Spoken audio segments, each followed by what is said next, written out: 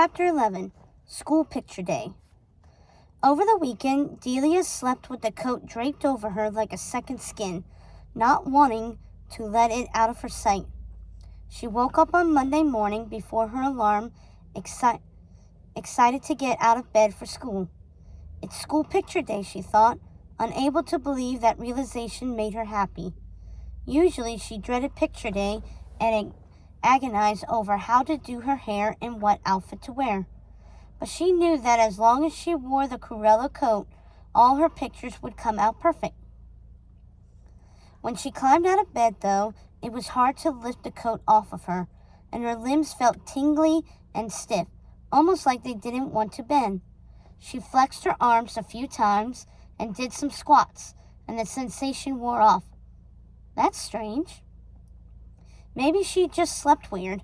She slipped the coat on and peered in the mirror, twirling around and feeling the soft faux fur. She snapped a few selfies and posted them to Pic Perfect, needing to keep her feed fresh with new content for her friends at school and her top ranking. Click, click, click. Post, post, post. Hashtag morning look, hashtag rise and shine, hashtag natural look, hashtag House of DeVille, hashtag Cruella coat. She watched as the hearts poured in, not a single red devil face in sight. Harper hearted it, then Charlotte and Ella followed suit, and also her friends from her old school. Alia and Zoe sent hearts. She still hadn't talked to them since they'd liked Harper's bullying post, even though she knew it didn't make sense not to forgive them. She'd forgiven Harper, and they'd become friends. But that was part of it, too. Now that she had new friends at her new school, glamorous friends, she didn't need Zoe and Alia so much anymore. When she switched schools, every other thought had been about how much she missed her old friends. Now it was more of an occasional afterthought when their DMs pinged her phone. She hadn't returned the last few messages. She was just busy with her new school, she told herself, but she knew it was something else, something deeper.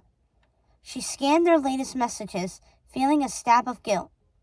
Alia, rad coat. You look so glam. How's that fancy prep school?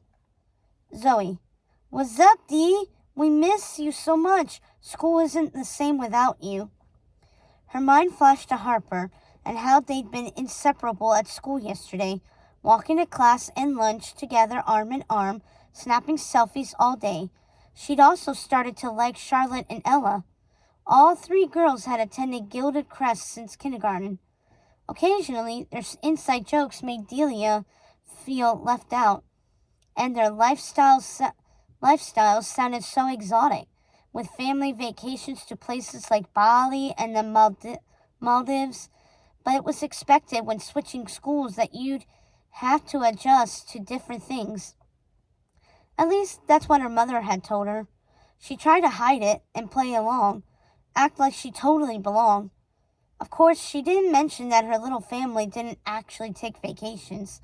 Mom was always so busy with work and law school, not to mention their tight budget. Ping, ping, ping. Suddenly, her phone rang with an incoming vid chat. It was from Alia and Zoe, probably on their way to school. Her finger hovered over the answer button, but then a DM came in from Harper. Harper. ONT, School Picture Day. Are you wearing the cute coat? Delia ignored the vid chat, hurrying to write Harper back. She didn't want to keep her waiting. Delia had feel slightly guilty, so she shot Alia and Zoe back a quick DM. Delia, busy with School Pic Day today. Chat later. I have new friends now. She didn't have time to worry about her old ones. She had to get ready for school. She didn't want to be late or miss her slot for getting her picture taken. It was going to be her best school picture yet. Delia lined up with Harper and the Glam Posse in the auditorium to get their pictures taken for the yearbook, excitement welling in her chest.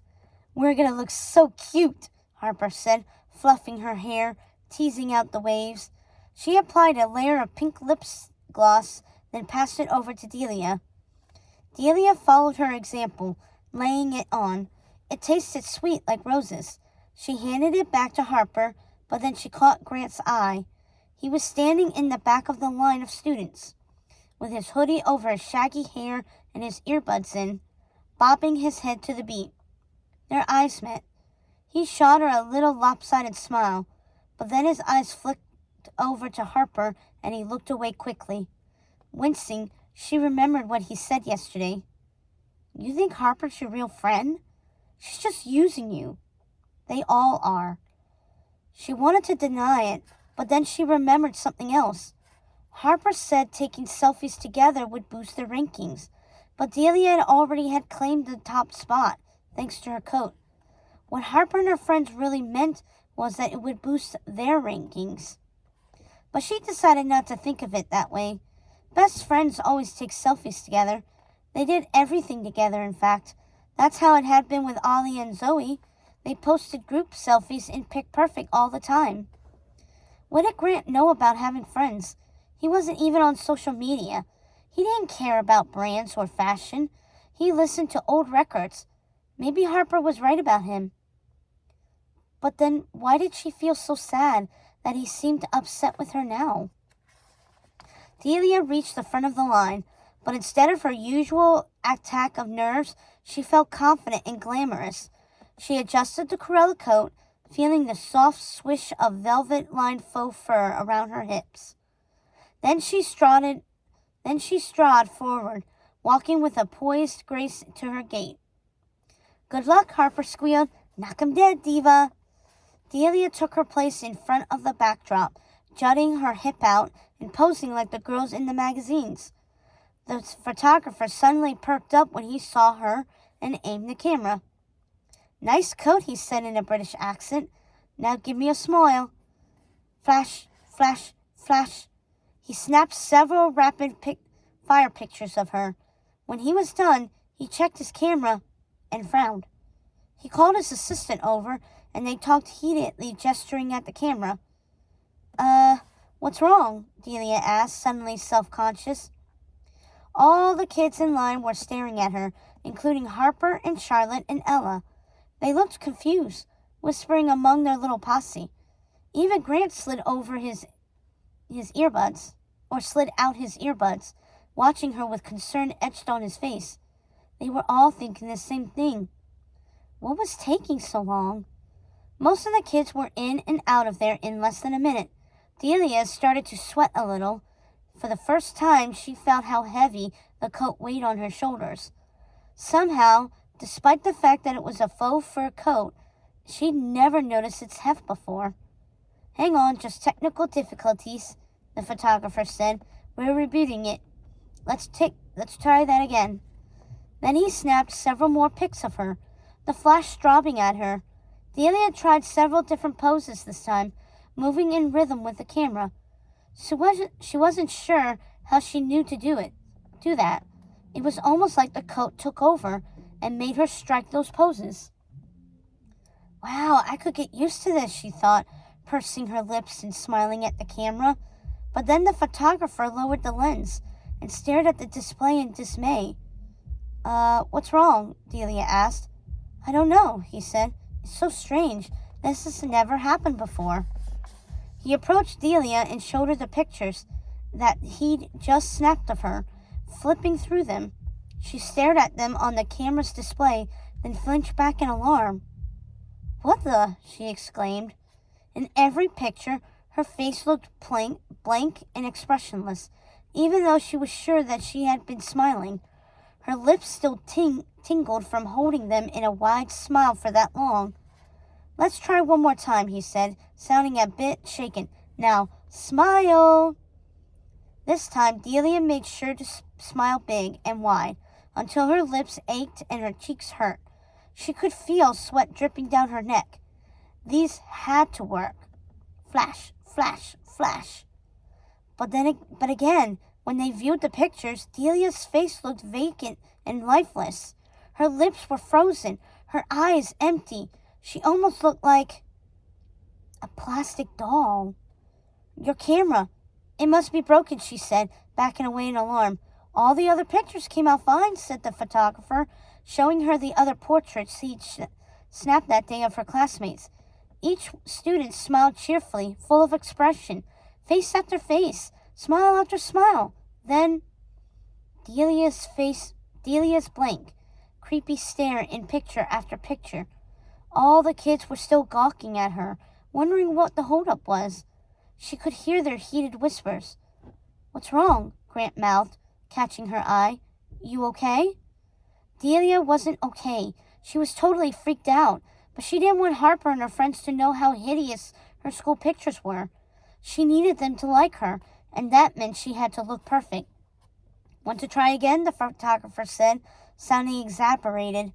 He gestured to his assistant, then raised his camera. "Can you try to actually smile this time?" But Delia knew that she had been smiling the whole time.